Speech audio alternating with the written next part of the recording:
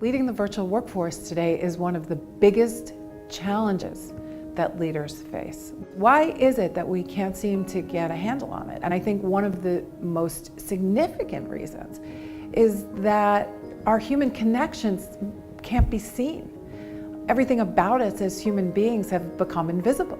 The things that are important to human beings in the workplace are things that we can't see anymore. They've disappeared behind virtual curtains. And it's affecting everyone, from people like me and perhaps you watching this video, all the way down through young people who don't know a life without the technology. The challenges of virtual leadership aren't just about managing people, they're also about improving results.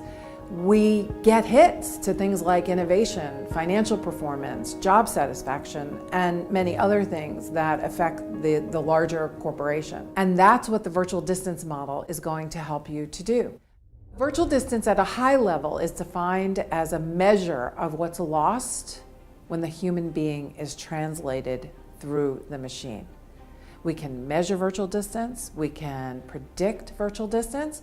Virtual distance exists between people who sit thousands of miles apart, but can also exist between two people who sit right next to each other. The way virtual distance works is it comes through three basic factors: our physical distance, operational distance, and affinity distance. Physical distance is really those things that sit at the surface, the things that we usually go grab for first. It's things like geographic separation and time zone differences. The second part of the model is called operational distance. Operational distance is basically the noise in the system. It's the things that get in the way of meaningful, fluid communications on a day-to-day basis. The third part of the model is called affinity distance.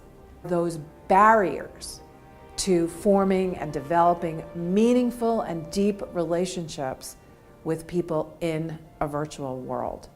And it's actually affinity distance that matters the most when it comes to performance, innovation, success, and the kinds of critical success factors that we are really looking to improve.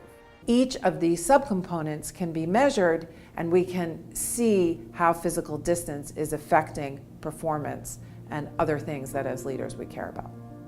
A lot of virtual communications, we don't have enough context to really decipher the meaning behind what someone is trying to say, and we have to fill that in more. Virtual distance is everywhere, right? So now that we understand what the components are, we can actually start to understand how it's affecting us. The first step to reduce virtual distance is to use the virtual distance assessment tool in order to see exactly what your virtual distance profile looks like.